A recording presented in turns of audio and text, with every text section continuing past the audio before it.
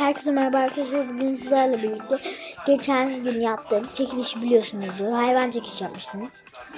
Ama hiç yorum yoktu. Kimse kasılmamıştı. Ondan sonra ben çekilişi kapatıyorum. Bir daha herhalde çekilişi yapmayacağım. Çünkü nedenini bilmiyorum. Neden kimsenin kasılmadığını yorumlara yazın. Hayvanımı beğenmediniz. Hayvanı beğenmediyseniz daha güzel bir hayvan yapmaya çalışayım. Lütfen söyleyin. Lütfen bir dahaki çekilişlerime katılın. Sadece 2 kişi katıldı. Onlara da teşekkür ediyorum. Zehra Sırsaklar ve Melisa. Söyledim bilmiyorum. O yüzden çok üzüldüm. Sadece 2 kişi, bari 3 kişi katılsaydı onunla mutlu olurdum. Ama 2 kişi de ben 3 kişi yapacağım dedim. Herhalde hayvanı beğenmediniz. Ben eğer nedeninizi katılmadığınız yoruma yazarsanız o anlamı anlayıp da hayvanı değiştirmeye çalışacağım. Görüşürüz.